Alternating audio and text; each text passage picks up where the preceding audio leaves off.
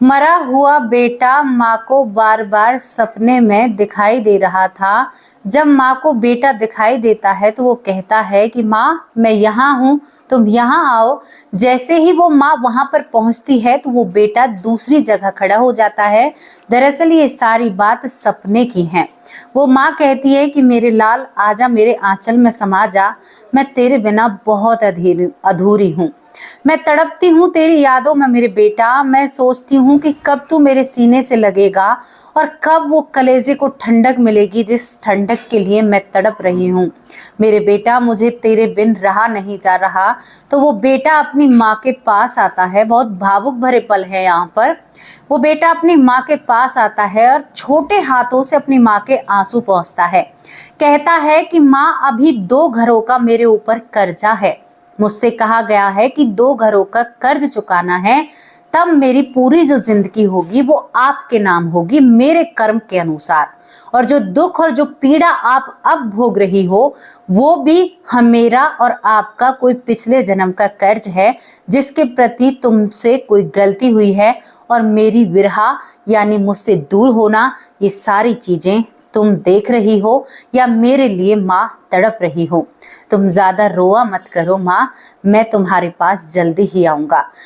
दोस्तों, जब कोई अपना ऐसी सहानुभूति देता है ना, और जब सपने में कोई 5 साल का बालक ऐसी सहानुभूति देता है, तो आप इसको चमत्कार से कम तो नहीं कह सकते, हम भी नहीं कह सकते। एक चमत्कार है जो माँ को दिलासा देता है और जो वादा और जो तारीख और जो टाइम रख कर जाता है ना, उसी वक्त पर माँ के पास आता है। उसकी मृत्यु कैसे हुई थी, कैसे वो अपनी माँ को छोड़कर गया था, क्या था ये सबरा मामला, क्या वो 2 घरों में और जाता है, किसका उसके ऊपर कर्जा था, कैसा कर्जा था भैया, जो एक माँ को दुख देकर पट रहा था। देखो हमारे कर्म हमारे हमें कैसे खेल दिखाते हैं। हमें सुख मिलना है लेकिन बीच में दुख आना है, तो उस दुख के लिए पूरी एक रचना रची जाती है। उस दुख को बनाया जाता है कि तुम्हारी जिंदगी में इतने काल के लिए यानी इतने समय के लिए दुख आएगा और वो दुख तुम्हें देखना पड़ेगा, और उस दुख के लिए तुम्हारे लिए एक रचना या एक नाटक सा रचा जाएगा। आज इस कहानी से, इस घटना से आपके जीवन में एक नया अध्याय खुलेगा। आपको पता चलेगा जो महिलाएं रोती हैं, बिलखती हैं, जिनके जवान बेटे चले जाते हैं, जिंदगी में कुछ पल ऐसे होते हैं कि शायद उन खुद को ऐसा लगता है कि मैं इस दुनिया में जीना नहीं चाहती, या वो पिता वो कहता है कि मैं जीना नहीं चाहता, लेकिन फिर वो दुख का टाइम जब निकल जाता है, जब सुख जिंदगी में आते हैं, तो शायद उस दुख को इंसान भूल जाता है तो माटी का ही पुतला। हम माटी के बने हैं। हमारे अंदर भांति भांति हमें कर्तव्य दिखाने की हमारे अंदर कला बचपन से ही होती है। कोई हमें मारे तो हम रोने लग जाते हैं, कोई हमें कुछ अच्छी चीज दे तो हम मुस्कुरा देते हैं, कोई हमें ज्यादा खुश करे तो हम बहुत जोर से हंस देते हैं। हम वो माटी के पुतला हैं जो कला दिखाते हैं, और कला दिखाने के बावजूद हम अपने कर्म को सुधारते हैं। कर्म एक बहुत बड़ा टॉपिक है और कर्म के बारे में आज बहुत सारी जानकारी इस घटना के माध्यम से आप लोगों को देने वाली हूं। तो जरा इस घटना को ध्यान से सुनना। कैसे एक बेटा अपनी माँ के कर्जे को उतारता है, कैसे एक बेटा 2 घरों में जाकर उनके कर्जे को उतारता है।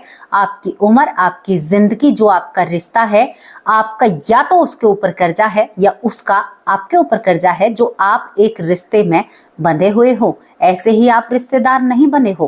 तो दोस्तों चलिए एक रोचक सी स्टोरी के साथ इस कहानी की, इस घटना की शुरुआत करते हैं, और ये आपको सुनते सुनते गदगद कर देगी, आपके दिल को खुश कर देगी, और एक थपकी सी देकर ना जाए तो मुझसे कहना।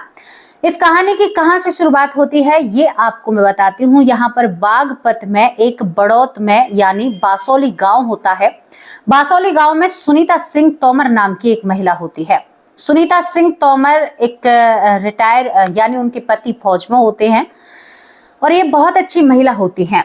सुनीता सिंह तोमर एक ही बेटे को जन्म देती हैं। उसके बाद वो अपने बेटे के साथ यहाँ पर जो बागपत में बड़ौत में बसौली गांव होता है, इसमें अपने बेटे के साथ बहुत अच्छे से वक्त गुजारती है। बड़ा प्यारा बेटा था, बेटे से इतना लगाव होता है, बहुत प्रेम करती है। एक ही संतान को रखती है, किसी और संतान को करने की मन में कोई इच्छा भी नहीं है। और ये उस टाइम की बात है, आज से आप करीबन 33 और यहाँ पर करीबन 40 साल पहले की बात लगा लो, यानी 40-45 साल पहले महिलाएं 4-4 5-5 बच्चे किया करती थी। करीबन 50 साल पहली घटना है। आपको एक तरीके से मैं आपको बताऊं, 45 साल 50 साल की पहले की ये घटना है। दोस्तों यहाँ पर सुनीता सिंह एक बेटे को बहुत लाड प्यार से और उसे बहुत ही प्रेम करती है। पति भी अपनी पत्नी का और बेटे का बहुत ध्यान रखते हैं। इसके बाद जिंदगी बहुत अच्छी थी। बेटे का नाम विकास होता है। विकास बहुत ही होशियार बच्चा था, गोरा चिट्टा गोलू मोलू सा, और बहुत मुस्कुराया करता था। रोता तो बहुत ही कम है। अब यहाँ पर जो सुनीता होती है, पति जैसे घर पे नहीं होते हैं तो थोड़ा बहुत जो काम करती है, वो लड़का धीरे धीरे बड़ा होने लगता है। तो वो 4 से 5वीं साल में चलने वाला था, यानी चल रहा था। सुनीता थोड़ी देर के लिए उस बच्चे को बाहर खेलने के लिए भेज देती है। कोई बड़ी बात नहीं है, आज हम रह रहे हैं तो हमारे जो दरवाजे के सामने जो हमारी गली है या कॉलोनी है, उसमें हमारे बच्चे खेल भी लेते हैं। कोई इतनी बड़ी बात नहीं है, कोई बड़ी बात तो है ही नहीं। इसके बाद दोस्तों यहाँ पर जो विकास होता है, घर से बाहर कई बच्चों के साथ खेल रहा था। तो थोड़े से और बड़े बच्चे थे, उनको भी ज्ञान नहीं था। तो एक घर होता है इस सुनीता के बगल में ही, वो बच्चे उस बच्चे को जो 5 साल का विकास होता है उस घर में ले जाते हैं। उस घर में जब विकास को ले जाते हैं तो वहां पर एक बहुत पुरानी बाइक खड़ी हुई होती है। उस बाइक में थोड़ा बहुत पेट्रोल था और वो बंद थी बहुत दिनों से। अब यहाँ पर विकास को उस बाइक के ऊपर बिठा दिया जाता है। जैसे ही विकास को बाइक के ऊपर बिठाया जाता है तो विकास उन बच्चों से कहता है जो उनसे बड़े थे उम्र में, कि इसे खोलना, भैया कहकर बुलाया करता था। माँ घर पर काम कर रही है, बेटा वहां पर था। अब जैसे ही उस टंकी को खोला जाता है तो विकास अपने मुंह को उस टंकी पर, यानी एक दूसरा लड़का कहता है देख सूंघ कर देख इसमें। अब 5 साल का बच्चा था, वो भी थोड़ा सा ये दिखाता है। अब उस टंकी में बहुत पुरानी गैस बनी हुई थी और वो गैस उस बच्चे के यानी सांस के जरिए शरीर में प्रवेश कर जाती है और ये गैस इस बच्चे को भारी पड़ जाती है। दोस्तों विकास ने टंकी के ऊपर से मुंह ही नहीं हटाया था, वो वहीं पर ऐन मौके पर अपना दम तोड़ देता है। एकदम शोर सा मचने लगता है। जो विकास अब तक टहल रहा था, खेल रहा था, सबसे बोल रहा था, उसकी वाणी बंद हो चुकी थी। घबराहट हो जाती है, पूरे मोहल्ले में शोर मचने लगता है। विकास की मम्मी जल्दी आओ, तुम्हारे बेटे को कुछ हुआ है। विकास की मम्मी जिसके सर पर दुपट्टा नहीं होता है, सुनीता सिंह, वो भागी दौड़ी बिना चप्पलों के बेटे को देखती है और उसे जगाने की कोशिश करती है। उसके गाल पर थोड़ा सा थपथपाती है, मुंह को पकड़ती है। विकास बेटा, बेटा तू बोल क्यों नहीं रहा है? विकास मैं तुझे पानी पिलाऊं? विकास चलो मैं तुझे हॉस्पिटल लेकर चलती हूँ। वो ऐसे बावली सी हो जाती है, बिना दुपट्टे के ही हॉस्पिटल भागने लगती है। तो पड़ोसी उसकी मदद करते हैं। मदद के बाद यहाँ पर विकास और विकास की माँ हॉस्पिटल पहुंचते हैं। जब वहां पर जाकर डॉक्टर इस मामले की तहकीकात करते हैं तो वो भी भावुक हो जाते हैं, क्योंकि विकास इस दुनिया में नहीं रहा था। वो उस गैस के कारण दम तोड़ देता है। एक माँ टूट जाती है। खबर फौज तक पहुंचती है। पिता रोता बिलखता हुआ वहां से आता है। पत्नी को संभाले या बेटे को देखे। एक लौता बेटा घर का, जिसके बाद कोई और बालक करने का कोई मतलब था ही नहीं। ये नहीं था कि हम इसी बेटे के सहारे जीएंगे। वो बेटा इस दुनिया से जा चुका था। पूरे मोहल्ले में एक मायूसी जन्म ले चुकी थी। यहाँ पर जो विकास होता है उसके अंदर सांस नहीं होती है। इतनी भीड़ मोहल्ले में होती है कि बड़ा बुरा हुआ। बेचारी का एक बेटा था, इसके साथ ऐसा हो गया। हे परमात्मा, आपको इसके साथ ऐसा नहीं करना चाहिए। दोस्तों सभी के मन से यही बात निकलती है, सभी इन बातों को सोचते हैं। पिता जब आता है तो माँ चीख चीख कर रोती है, अपने पति से कहती है, हाथ जोड़ती है, पैरों में गिड़गिड़ाती है। जो सुनीता होती है, मेरा बेटा मुझे ला दो, अपने बेटे के बिना नहीं रह सकती। मैं कैसे रहूंगी विकास के बिना? आप नहीं रहते हो तो मेरी जान है वो, मैं उसके साथ रहती हूँ, मेरा वक्त गुजरता है। मेरे फौजी साहब, मेरा बेटा मुझे दे दो लाकर, मैं आपका एहसान जिंदगी भर नहीं भूलूंगी। आपसे कोई शिकायत नहीं करूंगी, कभी कुछ भी नहीं मांगूंगी, लेकिन बेटा दे दो। मैं पागल थी, अपने सर में हाथ मारने लगती है। मैंने तुम्हारे बेटे का ख्याल नहीं रखा। मैं बावली हूँ, मेरे में अकल नहीं है, अकल कम है ना। मैं ध्यान रखती तो उसके साथ ऐसा नहीं होता। वो बिल्कुल बावलों जैसी बातें करने लगती है। एक माँ से क्या बीतती है जब बेटे के साथ ऐसा हो जाता है, वो तो माँ ही जान सकती है। जो फिलहाल यहाँ पर सुनीता सिंह तोमर जान रही थी। इसके बाद दोस्तों देखो, क्रियाक्रम तो करने हैं, चाहे बड़ा हो, जवान हो, बूढ़ा हो, बच्चा हो, सभी को जाना है, तो इसको दफनाया जाता है। दोस्तों यहाँ पर विकास की माँ नजर बचाते हुए, हालांकि सभी महिलाओं की नजर उस पर होती है, लेकिन रात के करीबन 12:30 बजे शमशान घाट में जाती है और जहां पर विकास को दफनाया गया वहां पर देखती है कौन सी नई जगह है, वहां पर जाकर उसे सीने से लगाती है। कहती है, मेरे लाल मेरी गोद में आ जा, मैं तुम्हारे बिन नहीं रह सकती। विकास, मैं तुम्हारे बिन रह ही नहीं सकती, तुम्हें मेरे सीने से लगना होगा। उसका पति उसे ढूंढते ढूंढते, रिश्तेदार ढूंढते हुए उन सभी को उसे शमशान घाट से लेकर जाते हैं। एक माँ को कोई भय नहीं था कि यहाँ पर भूत है, पिशाच है या ऐसी चीजें हैं। उसको घर ले जाया जाता है। दोस्तों विकास की माँ को जब घर ले जाया जाता है तो बहुत डांट लगाई जाती है, समझाया जाता है, डॉक्टर से दवाइयां कराई जाती हैं। दवाइयां लेने के बाद जो विकास की माँ होती है उसे नींद आती है, हल्की सी ही झपकी लगती है। तभी यहाँ पर विकास की माँ के सपने में एक बुजुर्ग व्यक्ति और एक महिला आती है। एक के हाथ में एक किताब थी, शायद वो कुछ लेख करते थे। वो पुरुष जिसके हाथ में कमंडल था, यहाँ पर वो इस विकास की माँ को पुचकारते हैं। कहते हैं कि बेटी तू क्यों रोती है, तुम्हें रोना नहीं है, तेरा बेटा आएगा जरूर, लेकिन थोड़ा सा वक्त लगेगा। और देखो बेटी, वो रहा तेरा बेटा। सामने विकास को नजर आता है। वो भागने लगती है सपने में विकास की तरफ। जब वो भागती है तो वो सच में ही सोते हुए बोल रही थी, विकास, विकास बेटा तू है। तो वो उसे बुला रहा था कि माँ मैं यहाँ पर हूँ, माँ मैं यहाँ पर हूँ।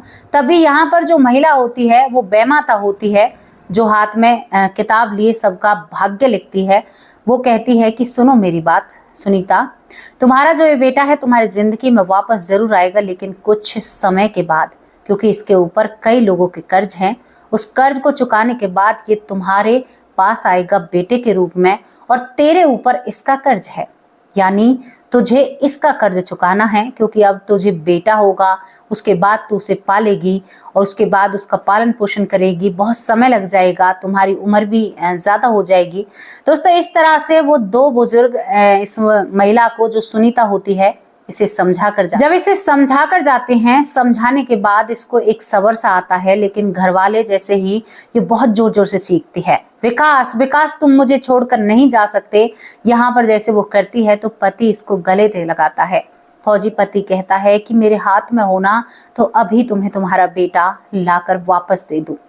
ये रोने से बंद नहीं होती है, ये पेट की आग है, ये बंद नहीं हो सकती। कलेजा फटने को होता है जब ऐसी चीजें होती हैं। दोस्तों धीरे धीरे वक्त निकलता है। वक्त के साथ कहते हैं वक्त सबसे बड़ा मरहम है, वो हर किसी घाव को भरने की कोशिश करता है। अब 12 दिन जैसे ही निकलते हैं, विकास के जल्दी कर दिए जाते हैं क्योंकि बच्चा होता है। अब विकास हर रोज यहाँ पर सुनीता को दिखाई देता है। अब विकास सुनीता के सपने में आता है, क्योंकि जो भी सपने थे सुनीता जागकर अपने पति को बताती थी। कहती वो उस दिन के सपने को भी बताती है कि एक बुजुर्ग महिला और एक व्यक्ति थे जिसके हाथ में कमंडल था। वो कह रहे थे कि तुम्हारा बेटा तुम्हारे ही घर में आएगा।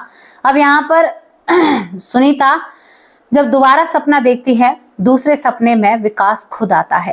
कहता है कि माँ आपको पता है जो पंचकुला में मूलचंद अंकल हैं, मैं उनके घर जा रहा हूँ।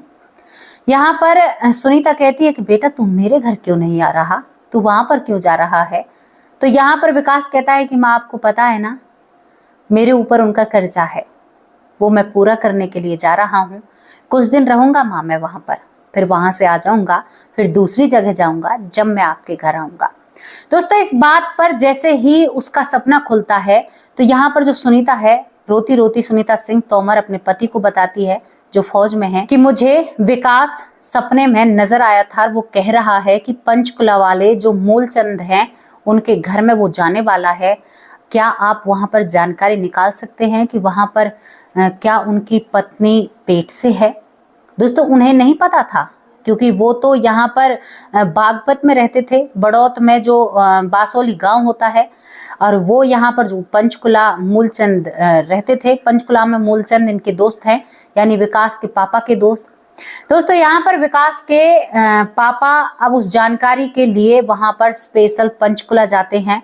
मूलचंद से मिलते हैं, अपनी पत्नी के साथ जाते हैं। सुनीता उस महिला के साथ बैठती है जो उसके पति की यानी कि दोस्त की पत्नी थी। उसके पास बैठकर कहती है कि मुझे लगता है कि तुम कोई खुशखबरी देने वाली हो, क्या तुम पेट से हो?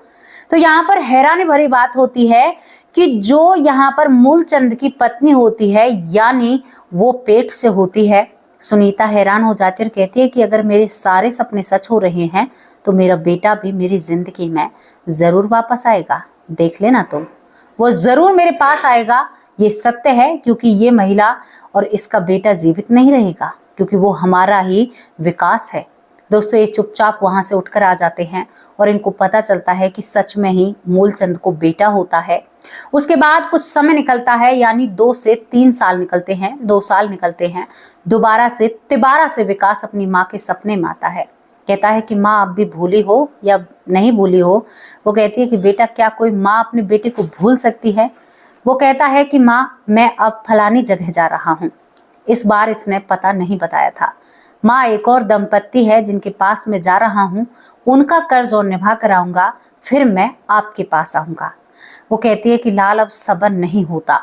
ये सपने यहाँ पर कहीं ना कहीं सुनीता को एक दिलासा दे रहे थे और उसे जीने की इच्छा जगा रहे थे। दोस्तों, यहाँ पर ये जो सुनीता होती है यमुनानगर आ जाती है। यमुनानगर आने के बाद यहाँ पर कुछ दिन ये रहते हैं। कुछ दिन रहने के बाद ये बेटा सपने में आता है। सपने में आने के बाद कहता है कि माँ, अब मैं तेरी कोख में प्रवेश करने वाला हूँ, अब मैं यहाँ पर आने वाला हूँ और मेरे ऊपर आपका कर्जा है, जैसे बाबा ने और माँ ने कहा था। वो उन लोगों से बाबा माँ कहता है।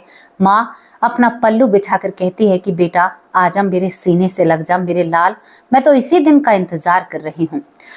दोस्तों, यहाँ पर सुनीता को खुद को भी पता नहीं होता और उसे करीबन 15 दिन ऊपर चले जाते हैं, उसका पीरियड नहीं आता है। जब 15 दिन ऊपर जाते हैं और यहाँ पर जो सुनीता सिंह है अपना चेकअप कराती हैं तो वो 15 दिन ऊपर गर्भवती होती हैं। सुनीता सारे सपने पहले ही पति से साझा किया करती थी। एक उनकी बुआ है, उनसे साझा किया करती थी, तो इनकी पैरों तले जमीन खिसक जाती है कि सारी बातें सत्य हैं। इन लोगों ने कह दिया था कि ये लड़का ही पैदा होगा। सुनीता ने अपने विकास बेटे के सारे कपड़े, सारे खिलौने सभी समेट कर रख रखे थे और वो यमुनानगर में ही रहती हैं। धीरे धीरे 9 महीने का वक्त निकल जाता है। उन लोगों ने सबसे कह दिया था कि हमारे घर में बेटा ही होगा, पुत्र ही होगा। दोस्तों, सब लोग हंसते थे, कहते थे कि सपने की बातें कहीं सत्य होती हैं। इसके बाद जब कुछ दिन बीतते हैं, 9 महीने पूरे होते हैं, तो सुनीता सच में ही एक सुंदर से, बहुत ही रूपवान था अब की बार भी जो ये विकास होता है, इसे जन्म देती है। जन्म देने के बाद यहाँ पर ये कहती है कि देखो, मेरा विकास आ गया और इसका नाम अब की बार भी विकास ही रखा जाता है, क्योंकि ये विकास हमेशा सपने में आता है। धीरे धीरे विकास जब 1.5 से 2 साल का होता है तो यमुनानगर में ही रह रही जो यहाँ पर सुनीता सिंह होती हैं, वो अपने जो पिछले जन्म का बेटा था विकास, यानी जो पहला विकास था, जो जिसकी मृत्यु हो गई थी, उसके खिलौने एक बैग से निकाल रही थी। तो ये लड़का वहीं पर बैठा था, बोलने लगा था। इसने जैसे ही वो खिलौने फर्श पर बिखरते हैं वैसे ही कहता है, ये सारे तो मेरे खिलौने हैं। उसके बाद दोस्तों, माँ को पक्का यकीन हो जाता है कि ये मेरा बेटा ही है, जो मेरा बेटा मुझे छोड़कर गया था। और सपने में आकर विकास ने कहा था कि माँ, अब मैं पूरी उम्र लेकर आऊंगा और पूरी उम्र रहूंगा। लेकिन विकास को इन सपनों के बारे में कुछ बातें ज्ञात नहीं होती, जो माँ के साथ ही ये घटना घटी थी। विकास इन बातों को खंडित करते हैं, लेकिन हाँ, उन्हें पिछले जन्म की बातें याद थी। उन्हें याद था, मैं बाइक पर बैठकर उस टंकी को जिसमें गैस भरी हुई थी उसे सूंघने के कारण मेरी मृत्यु होती है। ये सारी चीजें विकास को याद थी। आज विकास की उम्र करीबन 34 साल है। आज वो बाल बच्चों वाले हैं। यहाँ पर USA में वो रहते हैं। उनका पुनर्जन्म हुआ उन्हीं के घर में, यूएसए में रहकर वो अपनी एक बहुत बेहतर जिंदगी बिता रहे हैं। जन्म होने के बाद उन्होंने बहुत अच्छी पढ़ाई की, बहुत ज्ञानवान, गुणवान, रूपवान, बहुत ही अच्छा लड़का बनकर वो दोबारा आता है। तभी तो कहते हैं कि हमें दुख बताकर नहीं आते तो सुख भी हमें कभी आहट नहीं देते। जब वो हमारी जिंदगी में आते हैं ना तो शायद हमें बहुत प्रसन्नता देकर जाते हैं। हम इतने खुश हो जाते हैं, जैसे दुख की आहट नहीं वैसे ही सुख की आहट नहीं होती, लेकिन हम सुख में इतना खो जाते हैं, हम भूल जाते हैं अगर सुख आया है तो दुख भी जरूर आएगा। हम भूल जाते हैं कि दुख है तो कभी ना कभी सुख जरूर आएगा। ये लिख कर रख लेना अपने कॉपी पेज में। ऐसा हो ही नहीं सकता, दिन अगर हुआ है तो रात भी होगी, रात हुई है तो दिन जरूर निकलेगा, चाहे उसे सदियां लग जाए निकलने में, लेकिन निकलेगा जरूर। तो इस बात से हमें ना अपना सब्र करना चाहिए। जो हमारे बच्चे हमें बीच में ही छोड़कर जाते हैं वो हमारे कर्मों का लेखा है। वो बच्चे हमें वो अनंत दुख देकर जाते हैं, वो इतना बड़ा दुख देकर जाते हैं जिस दुख को हम सहन कर कर कर हमारे कर्मों के दंड होते हैं। हम बिलखते हैं, रोते हैं, खाना नहीं खाते, कुछ लोग शराब का सेवन करते हैं। जब जवान बेटा चला जाता है उस गम को भुलाने के लिए कई रास्ते अपनाए जाते हैं। यही तो है वो दुख जो हमारे कर्मों के होते हैं कि मेरे लिए तू तड़पेगा, आज तेरे लिए मैं तड़पी हूं, कल मेरे लिए तू तड़पेगा और मैं कहीं से भी नहीं आऊंगी। इस बात को ध्यान रखना पॉइंट की बात है। इस घटना को सुनाने का केवल एक ही यही उद्देश्य है ताकि लोगों को जागरूकता आए, लोगों को पता चले। लोग भो जाते हैं, कहते हैं खो जाते हैं और भूल जाते हैं कि भाई हमने क्या किया है क्या नहीं किया, और एक अनंत लंबे दुख में चले जाते हैं। मैं आपको संभालना चाहती हूँ, मैं आपको समझाना चाहती हूँ। जो हमारे साथ घटा है वो हमने पहले ही तय कर कर रख दिया था। जो हमने दुख देखा है वो भी हमने तय कर दिया था। जो हमारे जीवन में सुख आ रहा है वो भी हमने तय कर दिया था। अगर हमें दुख मिल रहा है तो हमने किसी को दुख दिया है, अगर हमें सुख मिल रहा है तो हमने किसी के साथ अच्छा किया है। एक आत्मा खुद अपना रास्ता तय करती है। मैं हर रोज आपसे यही बात करती हूँ। क्यों करती हूँ? क्योंकि आप अपना रास्ता अच्छा तय करें, एक अच्छी मंजिल पाओ जिस मंजिल पर आपका आशियाना होगा और वो मंजिल आपकी होगी, उससे आपको कोई हटाने की क्षमता नहीं रख सकता, चाहे भगवान ही क्यों ना हो। अगर आपके कर्म अच्छे हैं तो आप भगवान के सामने भी अपनी नजरें ऊंची कर सकते हैं। कहते हैं कि एक बच्चा ईमानदार है, काम करने वाला है, तो वो अपने पिता के सामने भी सीना तान कर खड़ा हो सकता है कि पिताजी मैंने ये बहुत अच्छा काम किया है। वो पिता आपको दंड नहीं देगा, सीने से लगाएगा, कंधों पर बिठाएगा, वो भी सीना चौड़ा करके चलेगा कि देख मेरे बेटे ने कितना अच्छा काम किया है। तो इसी तरह से भगवान हमारे पिता हैं और उनका सीना हमें गर्व से चौड़ा करना है, सर ऊंचा करना है, तो हमें उनके लिए अच्छा करना होगा। अपने लिए अच्छा करो, आप अपनी जिंदगी को आने वाली, ये तो हो गई, चलो भाई हमारी जिंदगी ऐसी है, हम दुख में है सुख में है, चलो ये तो है, लेकिन हमें बोध तो हुआ, ज्ञान तो हुआ कि भाई हमारी जिंदगी दुख में क्यों है। अब आने वाले कल को तो सुधार सकते हैं हम। यहाँ पर बहुत सारे लोग कहते हैं कि आने वाला कल किसने देखा। भाई तुम सबने देखा है और तुम सब देखोगे, कहाँ जाओगे? ऊर्जा कहाँ जाएगी? कोई ना कोई वस्त्र तो धारण करेगी और किसी भी वस्त्र में जाकर वो कुछ ना कुछ तो जरूर देखेगी। क्या आप बदल सकते हो? बदल कर दिखाओ। अरे बस में होता तो भैया कौन झुग्गियों में पैदा होता, बस में होता तो भैया कौन अपने हाथ पैर से यानी कि किसी का हाथ पैर नहीं है, किसी की आंख नहीं है, कोई जन्म से ही बहरा है तो तुम्हारे हाथ में, तो ये बदल दो भैया। तुम क्यों बहरे पैदा हो रहे हो, क्यों अंधे पैदा हो रहे हो? आंखों वाले बनो ना, जब सब आंखों वाले हैं। अच्छा ये बात है भाई, ये अब ये बात पर भी जात पात पर लोग बहुत ज्यादा बोलते हैं, कहते हैं कि लोगों ने ये दूरियां बना रखी हैं। चलो मैंने आपकी बात को बड़ा किया कि लोगों ने दूरियां बना रखी हैं, लेकिन मुझे एक बात बताओ, जो गर्भ से ही अंधा है फिर इंसानों ने उसे अंधा कर दिया। ये भेदभाव भी इंसानों ने किया है भाई, ये भेदभाव है ना। सबके पास आंखें हैं और एक बंदे के पास आंख नहीं है, ये तो बहुत बड़ा अन्याय है उसके साथ। लेकिन हमें क्या पता उसका बीता हुआ कर्म क्या है। यहाँ पर हम नहीं बोलेंगे, हम यहाँ पर मौन रहेंगे। क्यों रहेंगे मौन? क्योंकि हमें उस चीज का ज्ञान नहीं है। यहाँ पर तो हम अपनी, जैसे हमारी जो जुबान है जिस तरह से फिसलती है फिसलने दो, लेकिन भैया उन सारी चीजों में पता नहीं क्या क्या करते रहते हैं लोग। तो दोस्तों मैं इस घटनाओं को, इन कहानियों को इसी वजह से आप लोगों के सामने लेकर आती हूँ। मेरी वजह से अगर 10 लोग भी सही रास्ता चुनेंगे और उनकी मंजिल सही तय होगी तो मुझे बहुत अच्छा लगेगा। मेरा जीवन एक कहते हैं ना कि संपूर्ण हो जाएगा। बस इसी बात का विश्वास है, इसी बात का साथ है, इसी वजह से परिवार का साथ मानती हूँ। और सबसे बड़ा सहयोग मेरे परिवार का है, जो मेरा साथ देता है, मेरी वीडियो को देखता भी है, शेयर भी करता है, साझा भी करता है और अपनी राय कमेंट बॉक्स में लिखकर मुझे भेजता है। आप ये मत जानिए आपके नाम नहीं लेती हूँ तो कमेंट नहीं पढ़ती हूँ, सभी के कमेंट पढ़ती हूँ मैं। नाम मुझसे कभी कभी नहीं लिखते हैं क्योंकि जल्दी के कारण, लेकिन मैं सबके कमेंट पढ़ती हूँ और ज्यादातर मेरी कोशिश रहती है कि सभी से वार्तालाप करूं। मैं पूरे परिवार को जानती हूँ, सबके नाम और सबके कमेंट पढ़ती हूँ, सब पर मेरा ध्यान रहता है। तो आप निश्चिंत हो जाइए, आज मैं नाम नहीं ले पा रही हूँ क्योंकि मैं लेट हो चुकी हूँ। अब आप लोगों से क्या मैं विदा ले सकती हूँ, क्योंकि बहुत टाइम से मैं बोल रही हूँ। अब विदा लेती हूँ, कल हाजिर होंगे एक सच्ची अच्छी स्टोरी के साथ और आप सभी लोगों के नाम के साथ। तब तक के लिए नमस्कार, जय हिंद, जय भारत।